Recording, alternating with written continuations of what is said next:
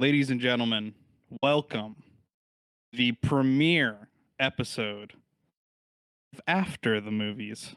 Wow. It's not very clever, and you know what? It looks a hell of a lot like At the Movies. But here's what I can do for you. Right now, this is appearing in your feed because it is a free episode. It is our first bonus episode.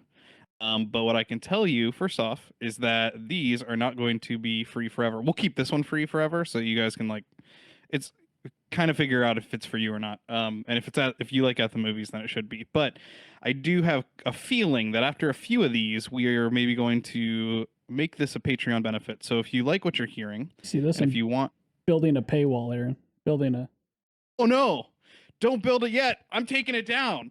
well, no, you're too strong. What if they can climb, Jimmy? What if they can climb? That's all right. On After the Movies, we call each other Aaron and Jimmy. Wow. Because it's laid back, baby. It's casual. It's a whole different vibe. I almost fell asleep right before this.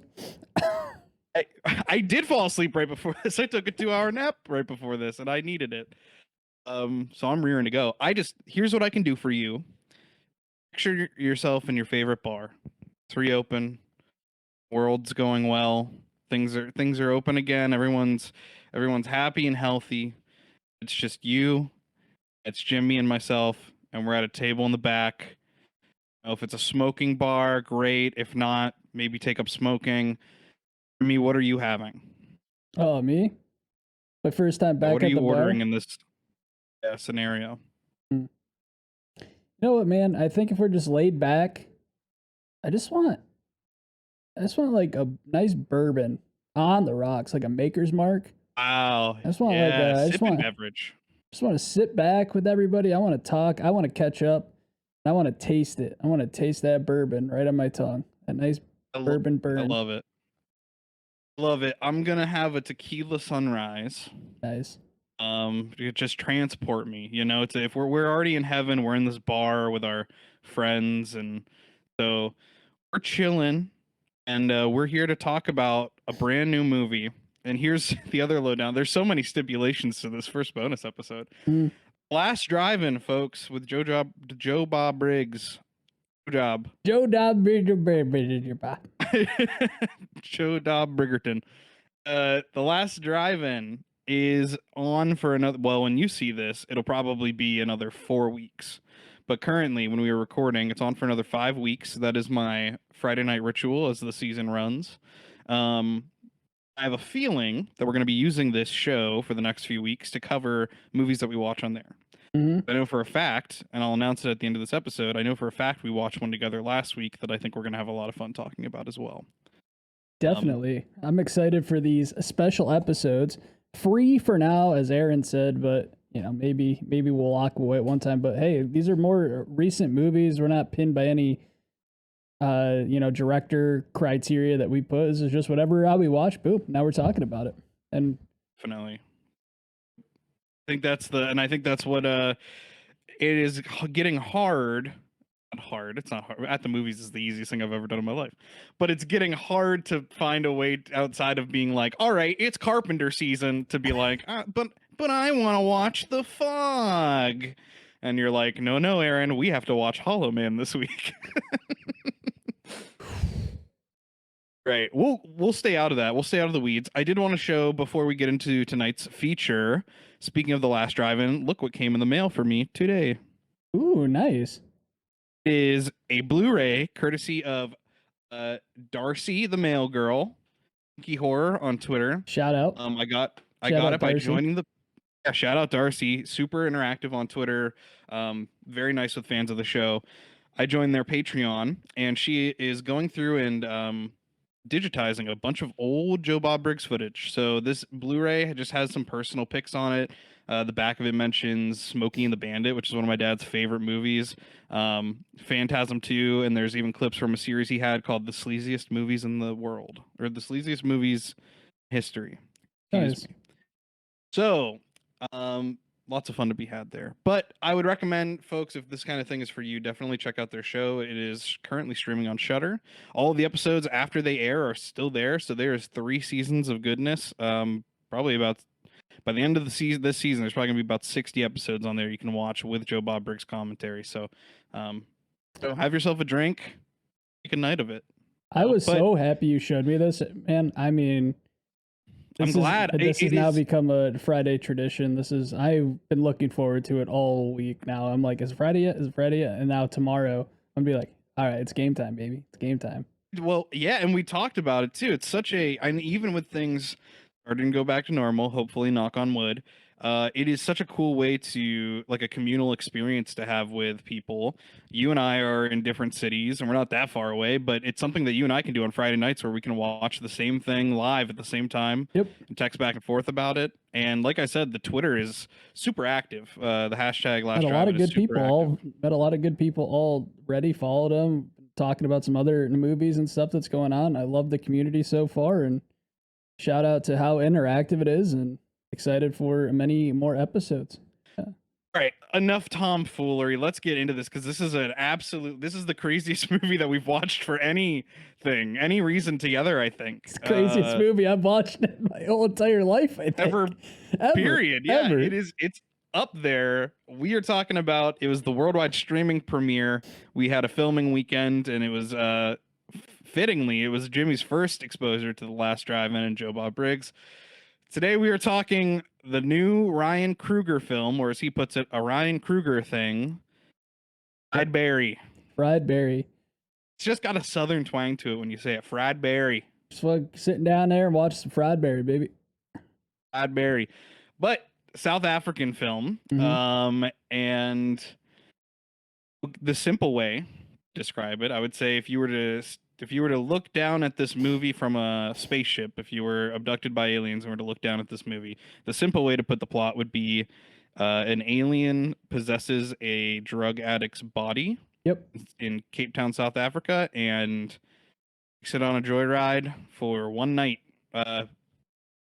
Maybe more than that. Maybe it's like 2 days total. It spans more than one. It's a couple, because you figure it's like night when he gets abducted, and then it goes through. We'll get into some other points, but then by the time he's at like the mental hospital, and then by the time you come to the next day, it seems to be like a whole. Well, maybe night today to night. It might have been just a day.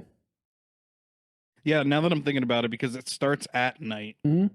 I think the rest of it kind of goes through the day, and then, but if you were to not take that alien abduction 50,000 foot view, if you were to zoom in on it a little more, it is kind of one of those movies that is a collection of unrelated scenes, like sequences. Like, it's almost like, all right, so Fried Berry's an alien. He's losing his mind. What happens if we put him in a room with these people? Let's see what would happen. And it just kind of is that the whole time. But I want to preface this, and maybe we should start doing this with our shows. That doesn't sound like a great time, but let me tell you, I rewatched this film because, and when we just watched it a few weeks ago, but it was a filming weekend. I was having some drinks. Usually by the second movie, I'm kind of feeling a little tipsy, anyways. And I wanted to make sure that I after I'd say after the birthing scene, I didn't remember much. Like, I had flashes of things that happened, but I didn't follow it totally. So I wanted to rewatch it. I gotta tell you, I love this movie. Yeah, do you have any initial thoughts? So I like the movie. It's a great movie. I like the way it was filmed. I like the story. It's a lot to unpack, man. At the end of the day, do I love the movie? 100% yes. It is a masterclass on like just putting together these scenes, putting together like the lighting and the music, and just some of these scenes were the craziest thing I've seen. I mean, we're going to talk about when he first gets abducted there. Aaron, when he first gets abducted, let's get right into it. The way that Absolutely. scene is filmed, and when he's just like on the operating table, and that cut of him like on all four, and then the wires and everything are like going, well, it's after hours, so in his ass, in his mouth. He's getting pro, baby. This ain't getting monetized, baby. This ain't getting monetized, baby. That's why we got to put these behind the paywall, because I'm going to swear. But I remember, because we were drinking, and you were kind of like relaxed back. Bird, I was sleeping, and that scene happened, and I went, what the? What? is happening? And it's not even the craziest thing that happens in No. that scene, but it is like the first taste of what you get. And I gotta say, Ryan Kruger does an awesome job. There's a movie I want to compare it to, but we're talking about it next week, so I want to save it until the end. He does an awesome job with the lighting, visuals of this, the quick cuts, the editing is very genuinely what I would say is like this is not necessarily a horror movie. It's like horror adjacent, but that scene is probably one of the scariest on a visceral level, not in Yeah. terms of it being like I'm scared of things happening, but like creepy imagery and stuff. It's a very scary alien abduction sequence. When you first see the alien, remember the alien when you first see it, like when this abduction's going on, that like throbbing head? It has a mask of a guy's like face, like rubber face it's like over it. throbbing. It's like breathing and yeah. And that was so like, and you're right, it's like horror adjacent, but the image is so like viscerally disturbing that it almost succeeds more than most horror films now. I would because say, like that's that's fair. like stuck into my head, like these scenes and everything else. Jimmy, let me ask you a question. What does it say about me if I have to look away when somebody sticks a needle in their arm, but I don't have to look away when somebody gets a large metal implant placed directly into the tip of their erect penis? Because that happens, folks, in this movie. You get this is probably funny enough. I think this is the second case of like full on peen that I've seen on Shudder this year. And let me tell you, I had this is after hours. This is really is after hours. Let me tell you, I had back surgery in 2011. I had a catheter. I know how it goes. I was awake. I know how it goes. And this was so quick paced, and I was not expecting to see what I saw. That I could hardly rip my eyes from the screen. It is just insane. And on top of it all, main actor whose name I believe is Gary Green. Gary Green. He's not even an actor. Just rewatch the Joe Bob commentary. He is not like a classically trained actor. Like he's not in movies. This is neither am I. There wasn't a well, you're right, exactly. There wasn't a script. That's the other crazy thing is that Ryan Kruger made a short film called Fried Berry that was just about a man doing heroin in a warehouse. I shouldn't say just about that, but compared to what this movie's about, it was just about that. When they stretched it into a full film, Ryan Kruger did a scene breakdown, would just let the actors know what was going to happen in each scene before they did it. So like, and I'm sure that there's probably dialogue written at parts. There has to be, but that is not something that I would have assumed from seeing this the first time. This is a movie that is made by, for all intents and purposes, I don't want to say amateur, but essentially an indie filmmaker. It is his debut, and it feels anything but amateurish. I mean, this seems like the work of somebody that had vision, like from the get-go, knew exactly what they wanted on the screen and did all of the crazy things they had to get it there. Yeah, it was really well done. That's what I love and about it. it. Definitely doesn't have that like small time feel. It was good, man. Well done. Well done to Ryan Kruger. Well done to Gary Green and the rest of the cast in this movie. Because even talking about how there wasn't a script and there was just like a scene breakdown and they went for it. There wasn't a single performance in this film where I was left going, I don't know about this. It all just seemed like I was so concerned. I was concerned about his wife there when we first see Barry interacting. He's like not existent in the family. He doesn't think that kid is his, and he's like abusive, and you kind of left not rooting for him at all. So you kind of feel for her. And as he's not a hero in this. Like, no. I mean, he does.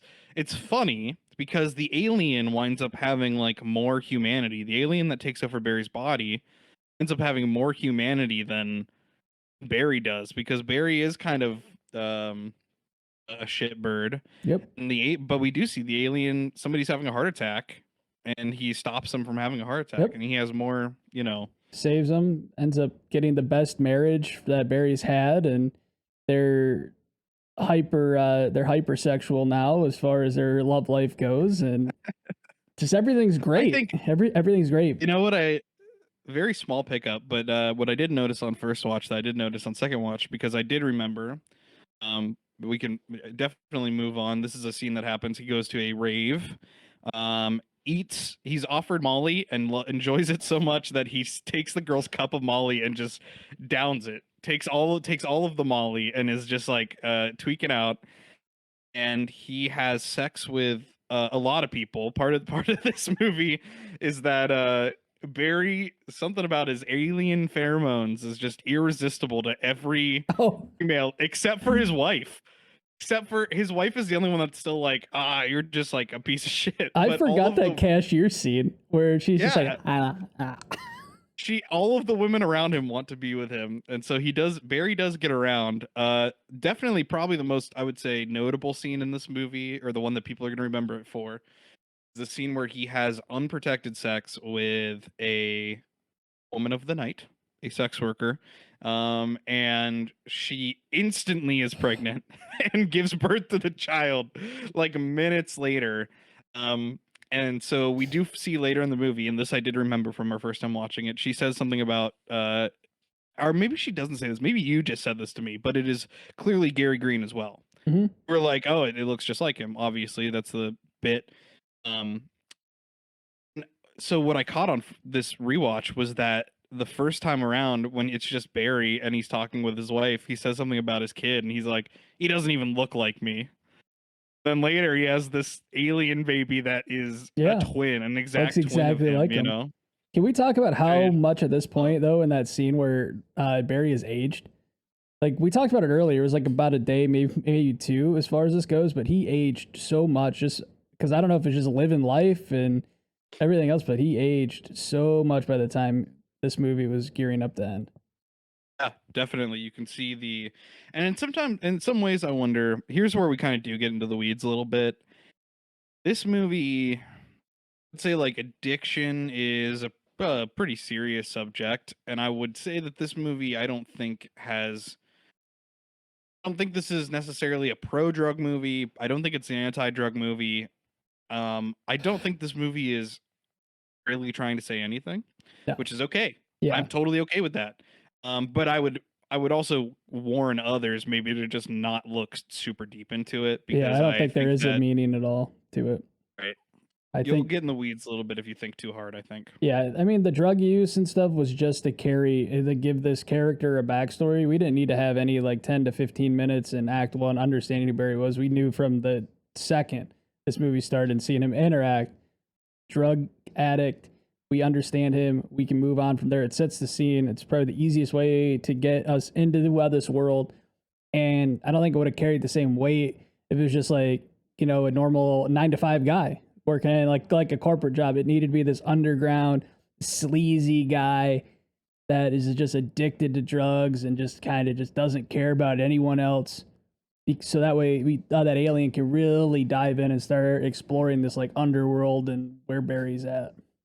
It's the perfect candidate for what happens to him happening, not because he's a drug addict, just because he's like a selfish idiot. Yep. And people don't question it. Like the most anyone ever says to Barry about it is like, first woman he has sex with, protected, thankfully for her, is just like, you're strange. Like, why aren't you making noises during sex? Like, you're a weirdo. You're not talking at all. But the thing is, even before that, at the beginning, everyone says, you know what I like about you, Barry? You're a great listener. He's like he's pretty much a quiet guy to begin with as it Yeah. is. So and then obviously the drug use does work on the level of being a scapegoat for why he is acting weird. So like anytime he's around his wife again and he's acting like a psycho, she's like, "Oh, you're on drugs again." Yeah. You know? Um I makes sense. Go ahead, my man. I think my biggest take on this is I find it funny. So I think like, and this doesn't have anything to do with the movie. It's just the way that I interpret it. So this alien that gets to take Barry for a joyride was top of his class or top of their class and ready to go on Earth. So you figure it was like probably their first time on Earth. They were ready to go. They just graduated. They were ready, and then boom, just does every drug and just feels so many like sensory overload for this alien. It's like Rumspringa. Yeah. For an alien, you know? Um, there's a couple of different movies that this reminds me of, but I said earlier that it is horror adjacent, and that's because I don't. It's less of a horror movie and more of a genre movie. I would say like is it has very weird. And what I mean by that is it has very weird specific images that are the lady giving birth immediately. It's not really scary, but it is like shocking. And it's kind of this movie that does. I don't think it's like distasteful though. Like, I don't think it ever crosses any kind of super insane line that makes you be like, oh, I'm disgusted by this. It's more just like bizarre things happening on screen. And what I compared it to when I was done watching it was like a horror movie version of Pee Wee's Big Adventure. Like what it felt like.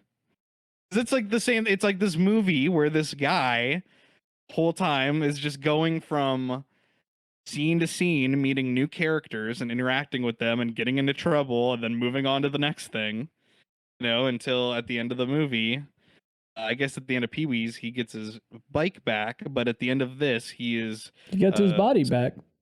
gets his body. He does get his body back. That's a great, and there you go. He pulled it together. He gets his body back, which is also a very funny ending to the film. He gets abducted, wife and his new his new girlfriend slash mother of his child watches his body is pulled up into the sky. They walk off and they're like in awe and they're like, oh, like, tell me about how you knew Barry and let's go get a drink and stuff. And then like the last thing that you hear is just Barry's body falls back to earth and thuds on the concrete. They're like, oh my god, like Barry's back, which is funny. um there's a lot of references to filmmakers he likes in this as well. Yeah. John Carpenter being big one that I noticed. Not like this feels like a John Carpenter movie, but it starts off just like The Thing with a shot of Earth. The font is very similar, and as we said before, instead of a Ryan Kruger film or Ryan Kruger production, it says a Ryan Kruger thing, which definitely made me think of Spielberg. And the whole him going back to the spaceship thing, to the mothership thing, honestly, as dumb as this is, as silly as it is, give me ET vibes. It's like ET on ECP. Yep. ECP phone. ECP dealer. Right, so a couple more things that happen in this, and usually we don't give like a plot breakdown, but this movie's so crazy, and we're not going to, but this movie's so crazy that I think we need to mention at least two other things that happen. Or at least, yeah, two other things that happen, I would say. First being, he is abducted, I guess, after he gets in a fight. It's pretty disjointed, but he is abducted after he gets in a fight with these guys on the street by what we could presume is some kind of predator or child, abductor or something. He's like a bad guy. He's obviously a bad guy, and so he's like messing with Barry, and he pulls his tooth out, and he's like a bad dude. And there's a girl there that is fond of Barry, a young girl that is like, in trouble herself, but she's also like, don't hurt Barry and all this stuff. And so of course he uses his alien powers.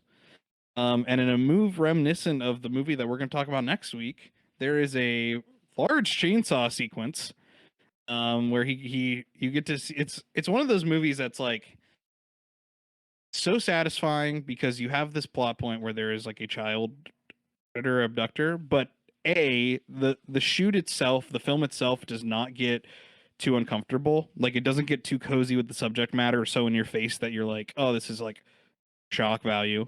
And B, you see this person get their comeuppance. Like, you Yeah. see Barry fight this person and you see them die a really pretty savage death, which is what you can ask for. And after that, the police are outside. He had frees all these children. The police do the most bumbling police work ever. Apparently, none of the kids stopped to tell anyone That was my he biggest the person point. that- When we were watching this, I remember looking over at you. I'm like, what the hell are these cops doing? It's like he's a criminal. Right, they're just immediately like, oh, this dude's like the predator. So they arrest Barry, and he can't. I mean, he can talk. We see him mimic speech throughout the movie, but he can't really speak English for himself. So they put him in a mental ward, and this was just such a fun scene. It really, this is like what I'm talking about when I say horror adjacent. It's like almost more of an action adventure Just sequence a series of where, fortunate events for Barry at this point is all it was. right, you got these two guys that are busting out of the asylum, and it's so A, funny, and B, fun.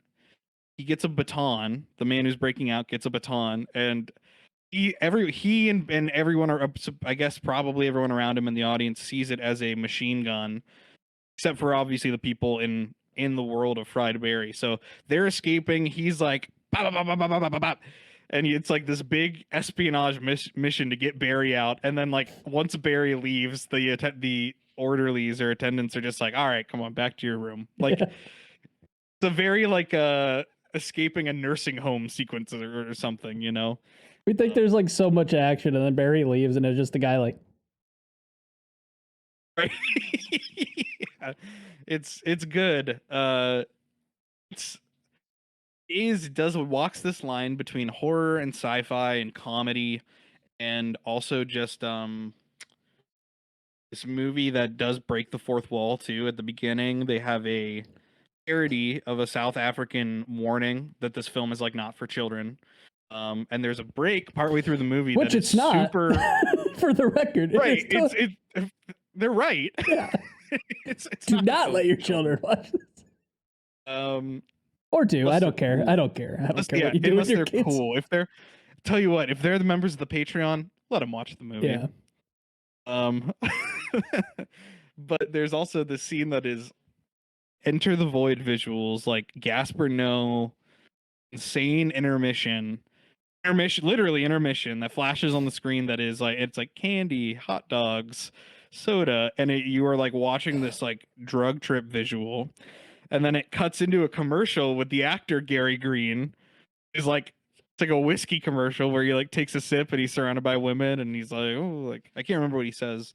But it's just got these. It's everything. It's the reason I'm so in love with this. Sorry, I'm rambling. The reason I'm so in love with this is that this is like the kind of thing that is super inspiring to me. Like we will not have this budget anytime soon, but what we will have is the desire to make whatever we want. Yeah. Bring whatever we want onto the screen, no matter how crazy it is. And someday, if we're lucky, we'll get to make that. And that's what is so. I mean, seeing this come out of a debut filmmaker, I must like no compromises. I'm assuming because I can't imagine what's so crazy that it didn't make the cut. It is just unlike anything I've really ever seen. And it's such a great movie to watch with other people. I think because it is so bizarre You that need to experience this with someone else, yeah. or else you're gonna think that you just dreamt this whole like thing up. You need someone to go, no, that was real. We did that, or else you're gonna be like, did I? Is that something I watched? Was that a dream? Am I going crazy? What is happening? I think you know, I know that he's one of Joe Bob's only complaints was that Ryan Kruger, which this wasn't a complaint, this was a compliment. He said that he tirelessly self-promoted, which is something that we are becoming aware of in terms of importance. But also, yeah, I do it. Yeah, he said, welcome to After Hours, baby. Maybe Jimmy and I'll, if we ever get in a fight, we're gonna release it as bonus content. Yeah, everything's about content now. We're like, want to talk about this movie together? Everything. Yeah, but throw out the camera. We got content. You're like, I'm so pissed off at you. Please hit record so that we can make sure that we get this. He said that Ryan Kruger thought it was destined to become a cult film, which can sound a little full of yourself if you're describing your own movie that way. But what I would say is just like, A, he's right. Yeah, 100%. Never when I've watched a movie have I so immediately been like, this is a movie that people are going to talk about this year, they're going to talk about next year, and probably 15 years from now when somebody brings up Fried Berry, we're going to talk about it then. Because it'll be in a class somewhere. Someone will be doing like a really in-depth like synopsis of it in some school somewhere. It'll be a learning experience, guaranteed. It'll be one of those films that 50 years from now, someone's be like, hey, have you ever seen Fried Berry? And they'll be like, no. And they're like, We gotta watch Right. it. We gotta watch it. We gotta watch it. Oh my Gotta god, watch. you're gonna love it. It does. It seems like the movie that if you saw it, it seems like a movie that you would suggest to watch with a group of friends that haven't seen it. Mhm. So that you can get their reaction. And so I would just say, like, me, I don't think it's full of yourself at all to. I mean, he knows his influences. Clearly, they're like represented in the movie. He wanted to make something that through a lens that reflected those influences, and he succeeded. And not only did he succeed at doing that, but he succeeded at making something that was at the same time entirely his own. It's just the kind of movie that I watch, and as a filmmaker, which is a big part of this series or a big part of At the Movies, it's the kind of movie that I watch, and all I can think is like, man, I would be lucky if I could make if I make a movie someday that is half as original and exciting as that. I'll have succeeded with flying colors I because agree. this is just over the top creative freedom, and Yeah. it's an absolute blast, honestly. This gets a So. strongly recommend from old Jim here.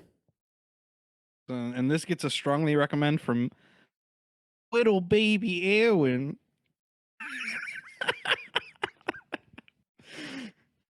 Do minimal editing to this. I think the shtick should be that just no matter how poorly it lands, I'm not editing stays. anything. I'm putting an overlay over this and I'm slapping it up on YouTube, baby. There we go. That's what I like to hear. All right, I think that's enough fried berry talk. As Jimmy said, we recommend the movie. We had a blast. And speaking of movies, it's a transition on the show about movies. We watched The Last Drive-In last week, and I would say that I mean, who knows? But I would say you could probably expect the next few movies to be Last Drive-In picks. Last week, watched Mandy, and it was the first film on that episode. It was Jimmy's first time seeing it. It was my third time seeing it, and I don't want to talk about that movie because we're going to record an episode about it. But Yep. what I want to say is I'm excited to talk about it with you, and I just want to say that the lighting, Andy, very, very mostly serious movie. Fried Berry, not so much. But where they overlap is in red filter lighting and lots of it. And the visual, I mean, I guess you could say similarly, just somebody having a very strong visual concept of their film, Yeah. which love. Love. Both of these movies kind of style over substance, but you know what? There's nothing wrong with that. No. I feel strongly about that, actually. No, I think it's going to be a good episode, and I'm excited to talk about Mandy with you next special episode. So, folks, that you know what that means here on maybe we get some soft jazz music. Maybe we get Bird to find us some soft jazz. Before we end it though, Aaron, we do need to. If this is your first time seeing us, if you've never seen any of our content before, this is Lomo Media. Yeah, so At the Movies is our premiere show. Podcast, videocast over on YouTube as well. So you're finding this on our Lomo Unscripted channel. If you haven't checked out our Lomo Media main channel, just Lomo Media, go over. It's an orange logo with Lomo Media. We'd appreciate if you go check out our other content as well as we move and show you everything we're doing in our journey to own a production company and become filmmakers ourselves. So if you want to follow along on the journey, go ahead. I would appreciate it. And subscribe to the channels. And this is, we're going to be less pushy on this channel because obviously if you're listening to this in the future, you have joined the Patreon. But just in case you're not and you want to help us out, we are on Patreon. $3 a month. You can watch At the Movies with us, and hey, we'll even let you know when we're watching after the movies so that you can join us for that. Yep.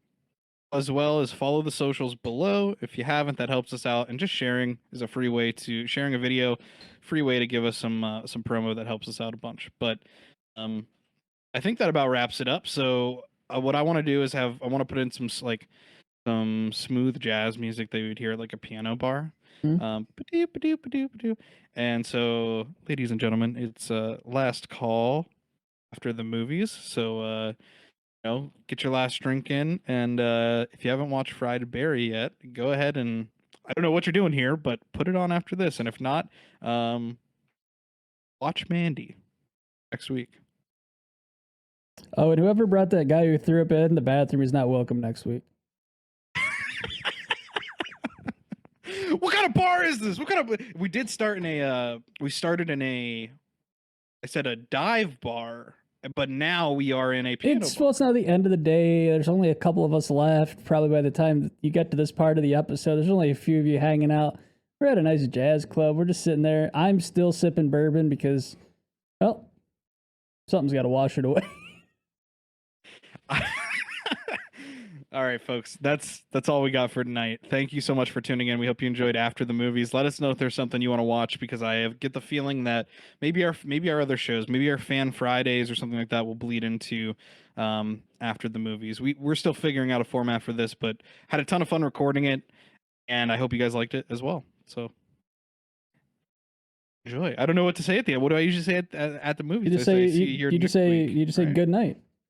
Because it's after movies, because it's night. Good night. Just say good night. Say good night and Godspeed. Say God night and good speed, baby. I'm turning off the recording. Bye, everybody.